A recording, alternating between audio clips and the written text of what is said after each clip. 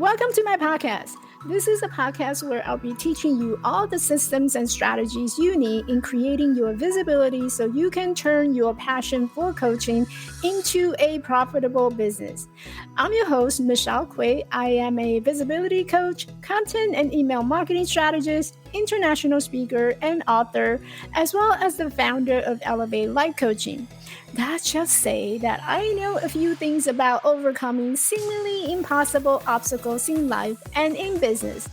I'm on a mission to be the champion that helps you to get to the top of your mountain, one courageous step at a time. Welcome to the show.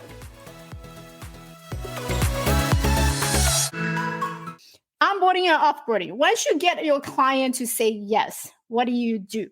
So what is exactly onboarding? Onboarding is basically when your client is saying yes to you and you don't want to just kind of scramble everything and just, I don't know what to send to my client. And I remember the first time when I got my client wrote me a check. And this is a guy who I used to work in a gym with. And so he's always there. He's always working out next to me. And so I remember we had a conversation after I got my coaching certification. And I said, hey, listen, instead of being a pharmacist, I have this passion now for coaching. And one of the things that I do is helping people transition from one career to another. And that was my initial, I thought I was going to be a transition coach, helping people transition through their career. And so he said, wow, that's interesting because he's been in a contracting business for a long time and he was thinking about getting his real estate license. So I said, well, that's great. Maybe I can help you narrow down your goal and help you define them, help you actually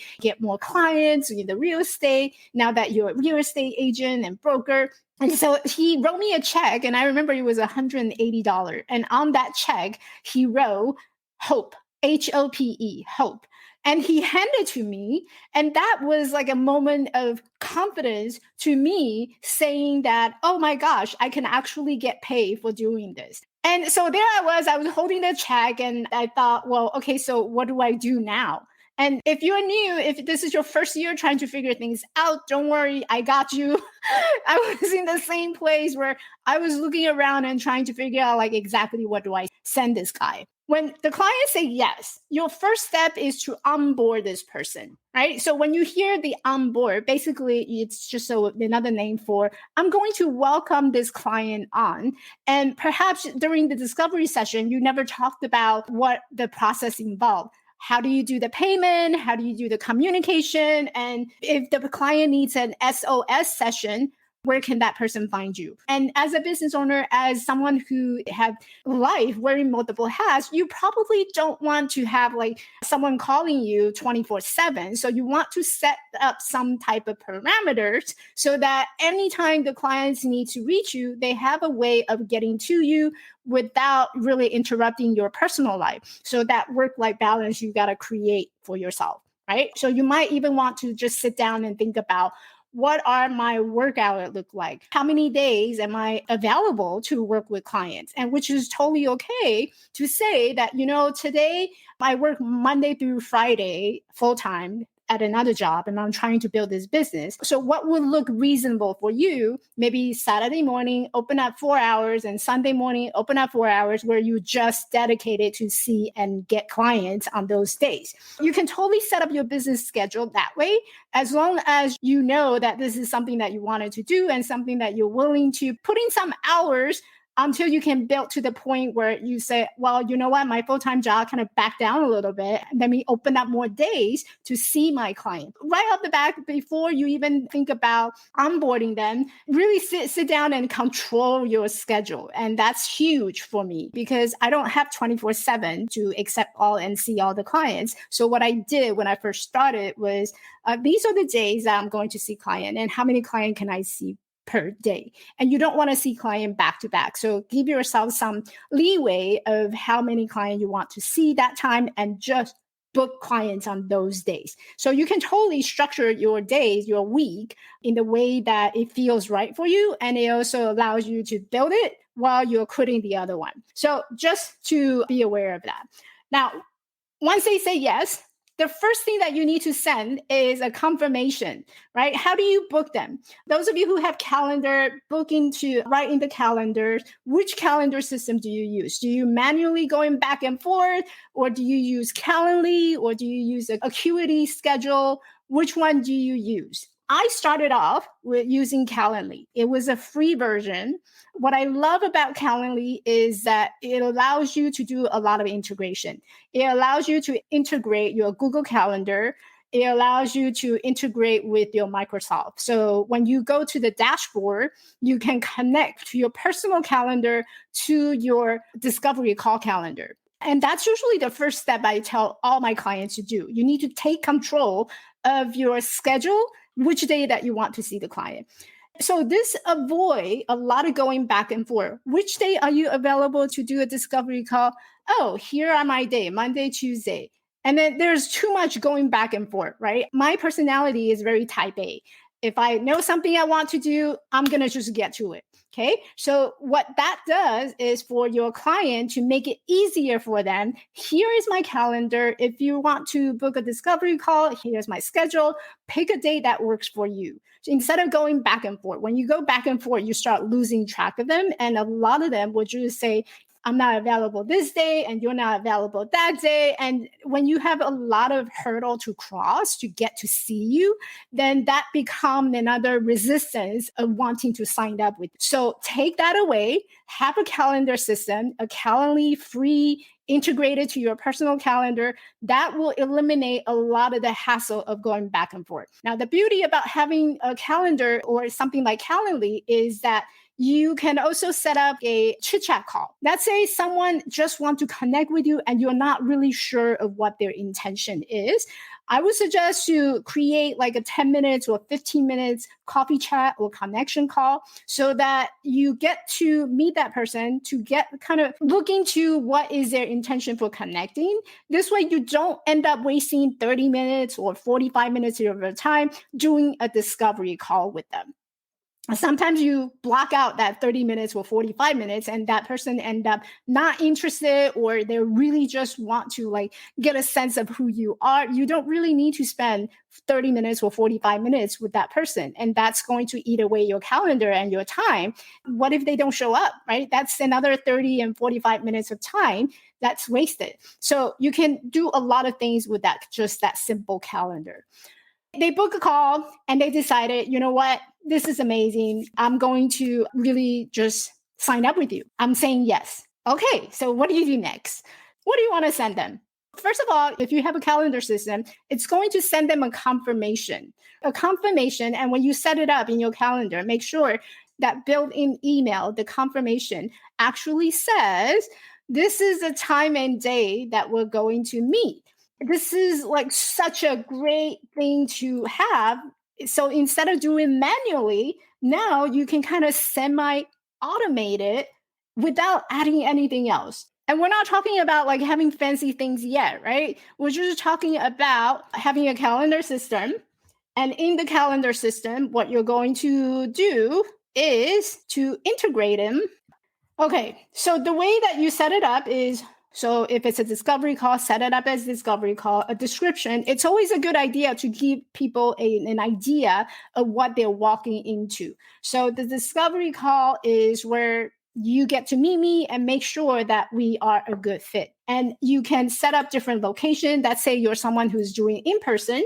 You can set up in-person meeting and you tell them like exactly where to go. If you're doing on a Zoom, and obviously you pick the Zoom. If you are someone who uses Google Meet, you can also use Google Meet. There's a lot of integration that's available already on Calendly. Once you set it up, then you want to set up some parameters. So the parameter would be how far off can someone book you? It could be 60 days if you're someone who's still working at a corporate or still working for somebody, making money for somebody else, then your schedule from that work may not come out in that 30 days or 2 months. So if you don't know when that schedule is going to come out, what you do is you can limit how far out your client can book you. So I'm going to set it up as 30 days. And how long is your session? Now, if you're just starting out, I would suggest to anywhere between 45 minutes to 60 minutes of discovery call so that you can really demonstrate your coaching skill. You can help that person unblock whatever that person is struggling with and the reason why they came to see you. So 45 to 60 minutes would be a good time. You don't want to go over that because then you're just giving away a lot of the stuff that they should be signing up with you. So 45 minutes to 60 minutes. Towards the end, like maybe the last 10 to 15 minutes, you definitely want to talk about like ways that they can sign up with you or ways that your session work and kind of just touch about what the pricing would be, how many session is involved. You can set up the duration. And then here are the working hours that you can set up the availabilities. And before and after, make sure you give yourself some leeways, right? I always want the humanity break before I see the next client. So I give myself 15 minutes so I can go use the restroom, come back and be fully present for the next call. So I block out 15 minutes. Invitation question. Now, this is important because you don't see everybody. You don't want to see everybody, your discovery call. You wanted to make sure that those who's actually booking your schedule or blocking your schedule are interested. They're actually highly engaged. They see the value. They want coaching so that you're not wasting your 45 to 60 minutes of time seeing these discovery calls or going through these discovery calls. So what I recommend is that you set up some pre-discovery call assessment, right? And then what you want to do is why is now a good time? What are you looking to accomplish? And also what budget are you looking for? Those are like my big 3 questions that I want to ask, right? Is this a good time for you to get coached? What are you looking to accomplish? And do you have the money to pay me? If someone said, well, I'm just really shopping around, then you know that this person may not want to commit. And that would just give you an idea towards the end of this session when you talk about pricing, that person may not be fully present with you because they don't have the budget and their intention is just to shop around. You still want to deliver that discovery session, but just keep that in the back of your mind. This person may just be someone who you keep them close, but you won't be able to convert them into a paying client, not on that call. Then you go to the workflow. So the workflow is where you can set up like sending them email reminder. And this is the important part that you want to make sure that you have. So if I were to go to the workflow, explore what you can do. It is a paid version. You can send them text notification before the call. So if you book like Sunday at 11 o'clock to see Michelle, what you're going to get is a text message. Hey, you have a session with Michelle at 11 o'clock. Be sure to show up. And then you can also send them an email confirmation. Hey, you have a session with Michelle. Do show up. And then after the discovery call, you can send them a thank you email. Say, hey, thank you for taking your time to come see me. So everything is integrated. Do you charge for a discovery call? So I personally do not charge discovery call. Discovery call is something that I really want to get a sense to whether or not interested in working with you. I may not want to pick you up on as a client, right? So I'm just wanted to engage your energy to really understand what you're going through before I actually commit myself to the clients too. So discovery call is really a way of just getting to know each other. So I do give them the high level coaching just to help them to uncover some of the problems that they're going through. But in terms of delivering like really detail of how to, I would hold that till later. And another reason that you want to hold it till later when they signed up with you is that when you give people so much, it's hard to digest. It's hard to really think about what just happened here, right? When you over deliver, and which I do that a lot, when you over deliver, there's a lot of information that person has to process, even though you're doing a little high level coaching, but you don't want to over deliver it. So I don't charge. And there's another reason why I don't charge. I don't charge because it's like your first impression for that client, right? If you're able to move someone, if you're able to change someone's life, then wouldn't that feel great? Like you can see that aha moment after that one call, whether that person signed up with you or not, that person is walking away with knowing the difference, knowing that coaching actually worked. And that person may not sign up at this moment, but if you do deliver a high quality discovery call, that person is going to come back to you over and over and over. So when you do discovery call, go with the feeling and heart of, I'm doing this for a service and I'm here to make a change, to make an impact. So I'm going to do it just by showing up and I'm going to serve. Coming off from that serving perspective, it doesn't matter how much I'm charging or I'm charging zero. It's the time and the relationship that you're building that really makes this whole investment come back later. So broaden your view about what is the possibility here. This person may not sign up, but this person is going to walk out of the door and start talking about how powerful you have been on that one discovery call. And that's where the word of mouth starts to come in, right? So take away the money, take away that mindset, and just start thinking about, how do I serve this person? I create an impression for this person. That person going to leave this room feeling completely changed. Okay, that's what you want to aim for, whether or not do I charge a discovery call. I will tell you though, some people will charge. Okay, they charge very minimum fee. Some people charge $50, some people charge $20. There's that belief of, if I'm charging you, then you're committed. Well, my philosophy is that needs to happen even before they actually book a call with you. My philosophy is that everything that you said, do, and have done need to lead to the point where by the time they signed up and booked that call, you know that they are committed, you know that they're interested, you know that this is important for them, and they have a great idea of, what they got themselves into. So there's no convincing that needs to be done on your discovery call. So I don't need to charge somebody in order to have that commitment. I'm walking them through that process so they're committed all the time by the time they actually book that call. So that's my philosophy. I don't charge. Does Calendly have the feature to add those questions? Yes. Once you create an account and you start setting up a discovery call, it's going to walk you through the invitation question. The invitation question that you set up is going to be free, right? So let's say I want to ask them, how long have you worked with a coach before? And you can put that as a required. Let's say you really want to know if they have worked with a coach before, then you can put that as a required question, and they won't be able to book the schedule until they've finished answering that question. So it has all the available date that people can book. It has how long the session is. Is it a one-on-one? Is it a group coaching? Is it a meeting, like a group meeting? You can have that control in the Calendly. And that's it. I want to pick a time, confirm, and it's going to walk me through all the questions that I had set up previously. As a coach, you're going to get an email confirmation. So-and-so had a booking with you, and here are the date, and here are the answers to their questions. So everything will be available to you via email once your client book a call. Okay, so it's very convenient so that you don't have to go back and forth with that client. Now, to integrate to your private personal calendar, you go to integrate.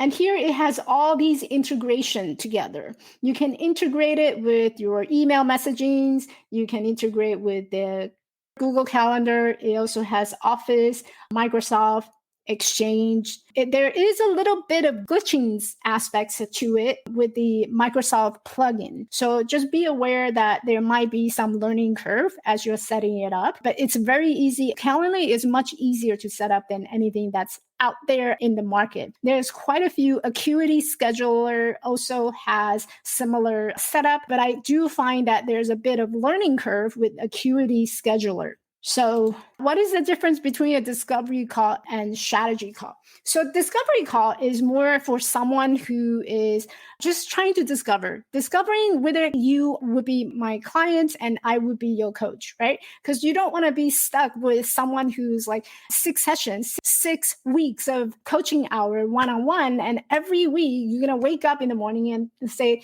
oh my gosh, what is she going to bring today? You don't want to be in that place where there's that feeling that comes comes inside of you that you're just feeling anxious. And I actually had one of my clients in the past. I was working as a life and mindset coach, and he signed up because he had a lot of anger that's inside of him and he wanted to do better at work. So he signed up with me and having this level 2 energy. Those of you who graduated from IPEC, the level 2 energy. And so he was having a lot of this level 2 energy. And every week when we sit in the session, I just feel like that anger that's just coming towards me. And by the end of the session, I was exhausted. I was so exhausted. I'm like, oh my gosh, I have to see him. I have to see him again this week. It was just not fun, not enjoyable. And I was determined that this is not the level of energy that I want to work with. And ever since then, what I do during the discovery call is to just kind of engage them of their personality type. What do they like? And what are some of the things that they say? Does our energy matches? And I made a commitment to myself that I want to work with people who have higher level of energy. They understand the co-creation, they want to work together, and they're like all rolled up the sleeve and ready to work. That's the type of clients I want to work with. And ever since then, I will not offer like a full session until I have this discovery call. Discovery call is about engaging that person. It's very important to like set an intention. Like, what type of client do I love to work with? Like, if you're an iPad coach, think about which level of energy you feel that you can make the most impact. And that's the type of level of energy of the client that you want to attract. We talk about the law of being, we talk about manifestation. You have to decide, I don't just want to see everybody. There's certain level of energy that you just resonate so much with. My friend Helen, she can handle the level 1 and level 2. For me, level 1 and level 2, no, I don't want to deal with that. So just put it out there. That would be something that you also want to think about as you're attracting your client. What type of level of energy that you want to attract? And now the strategy call is something very different. So I work with a lot of coaches and I offer visibility strategy. So it's about strategy session, right? So you're actually going to walk in the session and walking away with some tangible strategy to actually implement. Now, in a discovery call, you may not have that. You may just be helping that person to discover some of the roadblocks, some of the things that they haven't been aware of that they might want to work on. But a strategy session is more about like the tangibles, right? I'm going to give you step 1, step 2. Here are the things that you need to start implementing. If you haven't already done so, here's step number 1, here's step number 2. But discovery call is more about unblocking some of the unseen beliefs or some of the mindset changes that you need to be aware of. So it's not so much about the tangible strategies, like points of how you do this. As a life and mindset coach, discovery call is probably more appropriate. You can give someone some goal setting. You can walk someone through that T goal that we learned from IPEG. You can set up some tangible goals in terms of like, what would you like to do in the next 30 days or in the next 14 days, right? You can give someone some tangible direction of where that person wants to go, but it's not really about the how-to. Strategy is more about the how-to. So I think we totally killed the part where you onboard them as the calendar goes, right? So what else do you need? You need a welcome packet. The welcome packet would involve something after the confirmation, after say, hey, congratulations, I really look forward to see you on Tuesday. This is the day. Here's how you can reach me, or maybe here's the Zoom call link that you will be using. So you can simply do that via an email, just one simple email. And I do have a template for you. Basically, you want to send that person an email and just say, well, here are the steps. Here's what to expect. You're going to receive step number 1. You're going to get an email from me. If you're iPad coach, that email contains an invitation to take an EOI assessment. So here's step number 1. You're going to complete that assessment, and that would take you about, I think it was 10 to 15 minutes to complete this assessment. And once you complete this assessment, you're going to hear from me again to set up a debrief session. So in that email, the welcome email, you're basically walking that person through a step-by-step process of what to expect. Step 1, take the assessment. Step 2, book a session for the debrief.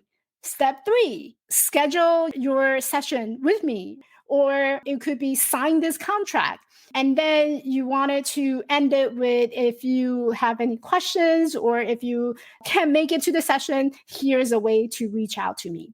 Maybe it's a phone number, maybe it's a Facebook chat. So that goes into your welcome email. Along that welcome email, maybe you want to send them a welcome packet. So for that, I actually was pulling out all this information I have for today, and I decided that I'm going to give it to you. So you can actually make a copy of this. This is from a template that I have on Canva. So you'll be able to make a copy of the template. So basically, it's a client welcome packet. So you can open up your Canva and you can customize it to your branding, to what you want to put on that framework. Let's say you're someone who's offering the ELI, then you can plug it in, use that. So feel free to grab it. It's already there. So that's something that you wanted to send to your client as well. So that's the onboarding. You have the confirmation to your appointment. You have the welcome packet or welcome email along with the packet. Invoice. When do you want to send them? So the minute that they confirm the appointment, they are ready to work with you, you want to send them an invoice. You can send an invoice by several different ways. You can use the PayPal. Stripe would be another option. Square is another option.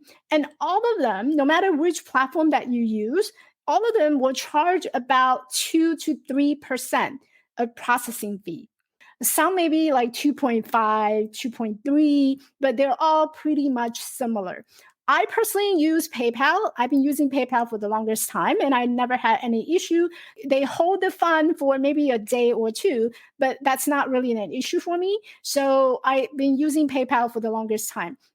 When you go to PayPal, you'll be able to generate an invoice. You need to have a business account on PayPal. And when you go to the business account, you can generate an invoice, and that invoice will get sent directly to your client once you type in their email. Okay, so it's a very easy process. Same thing with Square and also Stripe. When you open up the account, link it to your bank account. Okay. If you don't have a business account, open a business account for your bank account so that your transaction at the end of the year is headache free. When you do that, you can send individual invoices to them, and they will be able to pay you via credit card or transfer. It takes a lot of headache away having to track everything. Now, if you want like a one-place shop, you can also subscribe to a QuickBook.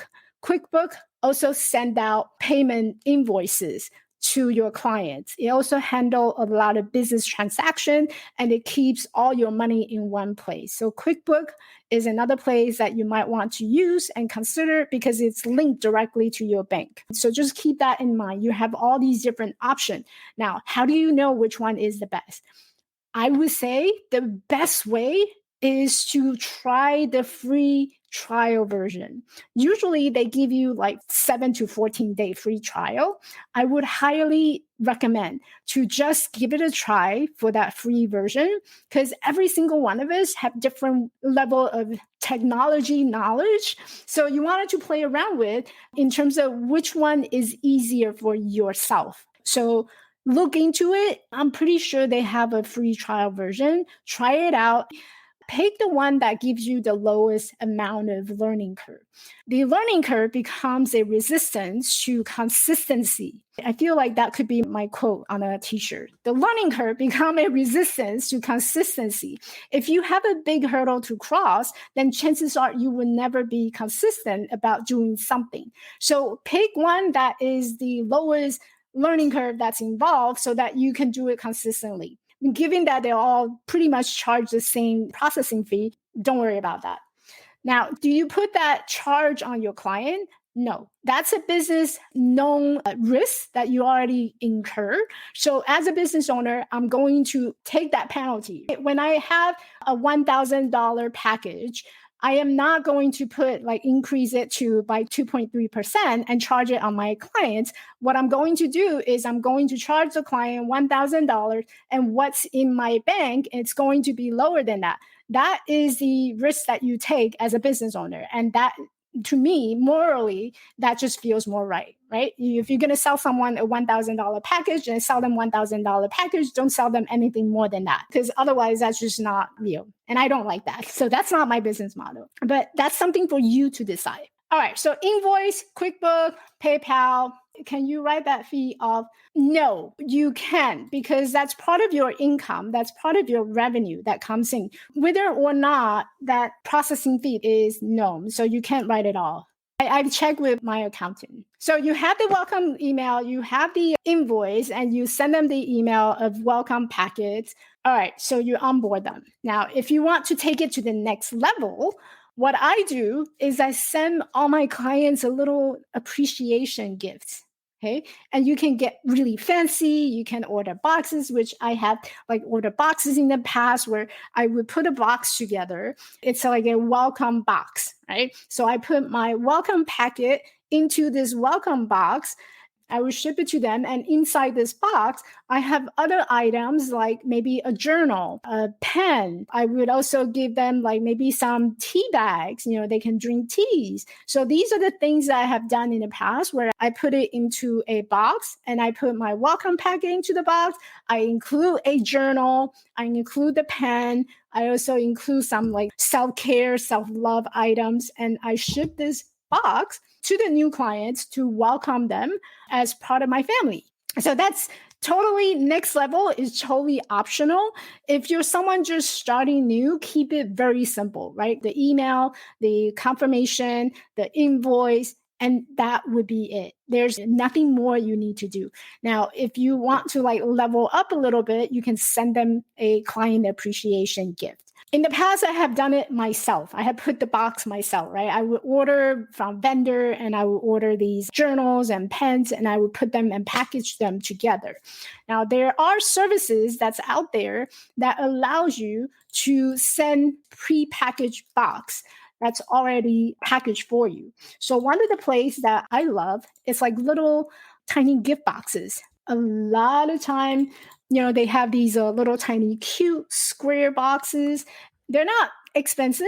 And it's just a little thought that you share with your client. So you can always do that. There's another place, it's called Box Fox. And they have pre-packaged gift boxes that you can also send to your client. You can build a box for yourself, or you can build it for just by sending one that came available. So that's your next level type of things. I would say someone who is more into your business and you actually have the budget to do so, then this is something that I would add to really increase your client onboarding experience.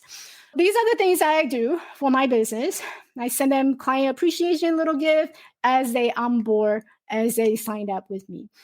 Now, there is a copy of the ICF Coach Federation contract. So if you don't have a contract, if you don't know where to get it, the ICF have put together a really great generic one. So if you don't know where to start, that would be a place to start. And it's basically a sample coaching agreement. It has all the terms describing what coaching is, what service is involved, and how do you charge them, the schedule and fee. So these are all already built for you. Okay. So when you go to the ICF, you'll be able to download a copy of this and you can customize it to what you are providing.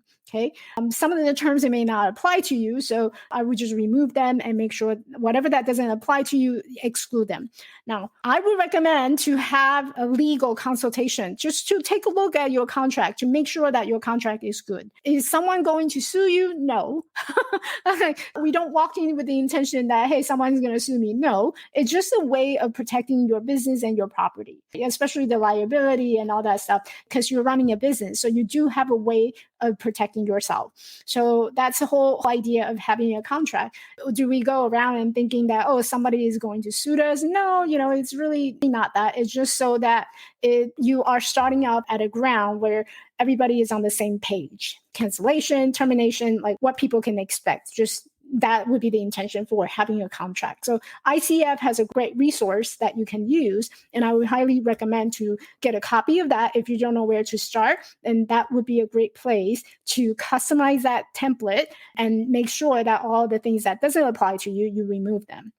All right. So let's talk about offboarding. Offboarding is when your client is done. Let's say you are offering someone with a 9 session or 10 session or 12 session. After they're done, what do you do with them? What do you do? You say, oh, bon voyage, bye Felicia, or what do you do with them? So in order to have a great client experience, the offboarding process is something that involves with making sure that you're wrapping up the session, like making sure that your client is getting what they need. They're accomplishing all the things that they say they wanted to do. So you wanted to make sure that you wrap up that relationship, and you wanted to help your clients to transition from where they are now to the future, like where they're going to be in the next phase of the journey. And I like to think of the client journey as a process, right? Someone who walked in who had no idea of what life coaching is, and to a place where, oh my gosh, life coaching is so powerful. I actually got to a lot of places. I was able to accomplish a lot. Life just doesn't stop after 12 sessions or 12 weeks. Life actually continues. So how do you support your clients on that journey moving forward? It's something that you can think about. That would be another way to elevate your package and also elevate your client experience. How are you going to support them after they complete that 12 weeks journey? And in order to make it memorable, you want to have a cohesive and also a seamless process of onboarding them. So just as we're onboarding them with a welcome email, what you want to do when you offboard is you want to include a testimonial survey. The testimonial survey or review, a link, you can easily set it up in a Google Sheet. And this is a very simple Google Sheet that you can just create, and you'll be able to send that to the client during your offboarding email. So this is a client testimonial form that I use at the end of every coaching relationship. Thank you so much for choosing me and taking your time to wanting to do a review for me. So I create this using Google Form. Very simple Google form, and I have questions in here. And this is what I send to all my clients when I say bon voyage. I don't actually say bon voyage. I help them in other capacity in different way. So you send them this client testimonial form. You want to have their email. What were you struggling before? And this is so important, right? Because a lot of time I see coaches collecting testimonial, they're collecting it the wrong way. And yes, there is a right way and wrong way of collecting your testimonial. I'm just going to put it out there. The wrong way of collecting your testimonial is when you just simply tell your client, hey, can you write me a testimonial review? Or can you do a videos for me and tell people about your experience, or tell people how great your experience with me? And so what do? People jump onto the video and they're like, oh yeah, Michelle was great. She was very helpful. Her program was great. And people have not really think about what do I want to say in that video, right? So as a coach, your skill is so powerful in asking empowering questions. So what kind of empowering question would you be asking as you're gathering these powerful testimonial? Number one is you want to ask them where they were before they met you. What was that journey like, right? What was the struggles and pain for not having a coach or not being able to work with a coach? What were you struggling before? So you wanted to ask that question in your testimonial form. And you also want to ask them about what is their experience afterwards. So if you think about the fitness journey, and fitness coach do this amazingly well. What do you see these Instagram fitness coach do? They have a picture of the before, they have a picture of the after, how much weight have you lost, and put it together.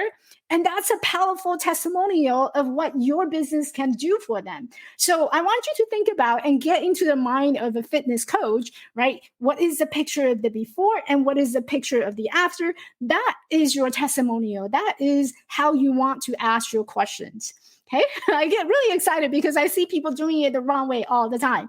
And people have like great videos, but they really didn't talk about what they were struggling before and where are they now. So on the question sheet, you want to ask them, what were you struggling before we start working together? And you wanted to also ask them, why did they choose you? Why did they pick you? What makes you special? What is your unique offer? And I also ask people to describe me in 3 words because that's going to help me in the future to really understand what makes my business different from someone else who's also doing the visibility or they're also doing the business coaching.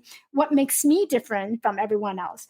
And what was the problem that they're going through? So this is where you capture all the before picture and all the afterward picture. So all these questions are important to include in your testimonials that you can use later with their permission to use it as part of your marketing strategy. So think about the before and after picture. And what have you noticed has been the biggest change? So this is the big transformation that you were able to get after working with me, right? So this is after you lost the 50 pounds. That is what I want to hear about. Like, what were you able to do after you lost the 50 pounds? So the before and the after. If there's anything that people want to add, they can always add. And then I have the ambassador. So I also offer the $250 ambassador program for all my clients when they refer someone else to me. So do you want me to include you on that, right? It's always think of a way that you want to give back to your clients. If clients is like sending people to you, you want to be able to show your appreciation. If it's not the monetary, then it should be something like maybe send them a gift card or send them a thank you card or simply a text, right? On a Facebook text and just say thank you. And then I include people's headshot. So I ask for headshot. When you collect testimonial, it's stronger when you have a headshot. It's stronger when you have a name. Okay, you want to ask your clients, and since your client have worked with you for 12 sessions, that's like 3 months of time. That's enough time to get to know somebody and they trust you. So it's okay to ask, hey, can I use your headshot? Can I use your real name on these testimonials? When you have a headshot, when you have a real name, it makes your testimonial more social proof. It has greater social proof than if you were just to black out like all the real name or you don't have any name because you're trying to save someone's privacy. You want to ask for permission when you share these testimonials with your client. But once they gave you the permission, it's better to have the headshot as well as the name because that's like your social proof right there. So just keep that in the back of your mind. Now, I'm going to share that testimonial with you, that form, so that you can write down the questions and you can change anything that you want, okay? So I wanted to make sure that you're walking away with the values. So you can use that as an example of how you want to design your testimonials. So you send them the testimonial when you say bon voyage. And next thing that you want to think about before you send them off is you kind of wanted to understand where they are at. Someone who may need a continuation of that support. So they might be able to renew your 12-week program. They might be able to renew your 9-session program because they're not ready to really say bon voyage to you yet. They still need that support. There's still some stuff that they're working through. And so it's completely okay towards the end of the session. And I would do it like maybe 2 sessions before your last. So let's say you have 12-session package. I would start asking them in like session number 10, hey, we got 2 more sessions after this. Let's just do a quick assessment. Like, where are you now? And what do you believe that you're going to need in the future? And just kind of throw it out there and just let them know that you have 2 more sessions. And on the last day of the session, you can also just remind them again. So today is our last session. Here are your options. You can renew the program. Or if you feel that you have enough of the skill that we went through, perhaps you want to consider taking a break. And I always give people the option of taking a break. If they're not ready to commit to the next 12 session, then it's okay to give them a break because you already gave them 3 months worth of coaching. That person has a lot to unpack, right? That person has a lot to try it out before they say, you know what? Yeah, I need another 12 weeks. So give them the option to choose. And you want to be that person who's available for them to choose. Are you then creating public facing testimonial on your website? Yes. So when a client give you the testimonial form and you got the permission to share as part of your marketing, then I will use it everywhere. I will use it everywhere that you can. I use their exact word, quote unquote, right? And this is why the more detailed your form is, the better, because you want to quote that person. You don't want to change anything that person has said. I would just copy and paste it. Of course, sometimes I'll go back in there changing the grammar, because when we're typing, we may be thinking that we're typing the and, so, and but sometimes that get missed. So I would go back in there to just make sure that it's grammatically correct. Just of it, it's all verbatim. And I will use it everywhere, like everywhere. Your Instagram post, your social media post, your website, anytime you have a landing page or anywhere that you can think of, use it. And if you have a copy of the video, that's even better. You can actually interview your clients and just say, hey, after the 12th session, would it be okay if you share your experience with me? And on that interview, you want to get them to say the same thing, right? Walk them through that process of here's the before, here's the after, and tell me about your experience. And so you capture that interview on the video.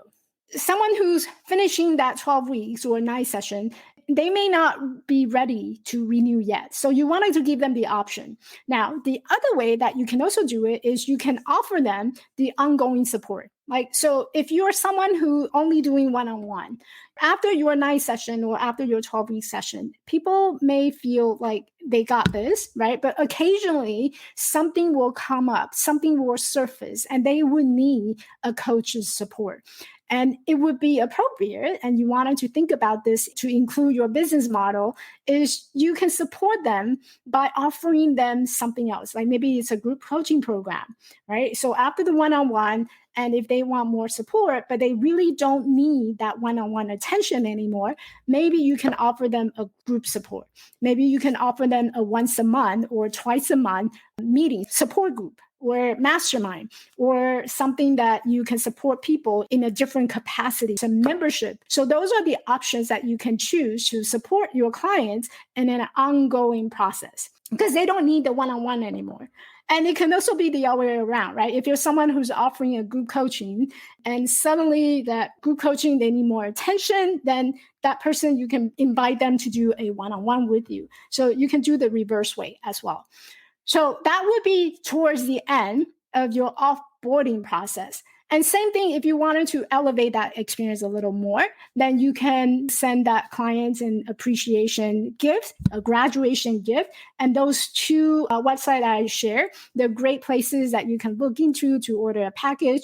Or in the past, I have sent them thank you card, thank them for trusting you and jumping on this journey with you. So that's always an option if you're working with a smaller budget. And it's completely okay, because people actually don't care what you send them. Okay, people don't care what you send them. They care about the transformation that you're giving them. To wrap up, and I appreciate all of you who's staying on and this long. There's a lot to process, but hopefully you have gotten some of my onboarding and offboarding process, so you have an idea of how you want to structure yours. Let's see, did I miss anything? Oh, platform. So now, instead of doing this manually, what I do is I use Honeybook. Basically, it's a client relationship management platform that allows you to create templates and to create a lot of these welcome letter, confirmation emails, and offboarding testimonial. It allows you to do a lot of that through automation. And so I'm going to share that with you just so that you know that that would be an option. So when you open an account, it's going to take you, just kind of walk you through the journey with them to set up the account. And you can set up a 14-day free trial. Once you open the account, you go to tools. There's going to be a lot of different options in here. You can set up a calendar. They use Calendly that's already integrated. So you can use the calendar to book your client directly, and they provide a separate link that you can share with your clients. and they have templates. You're going to find a lot of what we talked about earlier, the onboarding welcome, client questions, packages, emails, welcome letters. So a lot of it are being automated so you don't have to create from scratch. So Honeybook is a great place to look into. I've been using this since 2 years ago. I really like it. I don't like anything that's complicated. Anything that has required me a lot of time, then I don't use it. Again, your consistency is your hurdle to cross for consistency. So just remember that. Like anything has a low bar to cross, chances are you're not going to cross it or less likely to cross it, right? It's that level of energy that we have. And so make it easy for yourself. Okay, so hopefully this is something that you found helpful and that it would help you to streamline a lot of your onboarding and offboarding process. And I hope that today has been valuable to you and that you would be able to use it in your business and just get out there, right? Get out there. I wanted to see you thrive. I wanted to see you shine. Hey, beautiful. Thanks for listening. If you enjoyed this podcast and found value from this episode, I would love for you to hit that subscribe button on your favorite podcast platform and leave me a rating and review. One thing I was struggling in my early years in business was finding the right people to connect with. It feels like I was on this entrepreneur journey on my own. And sometimes we all just need friends who can share our dreams and hopes. Someone who can relate to what we're going through as we grow our business together. If you are a woman coach who is ready to grow your coaching business and looking for strategies to get seen, get heard, and get hired, I want to invite you to come and find me in our community on Facebook at Get Clients with Storytelling. This is a community of women coaches who want to grow a coaching business by creating engaging, visible, and authentic content with storytelling for their business to get more leads and attract more clients. I will see you at our next tea party.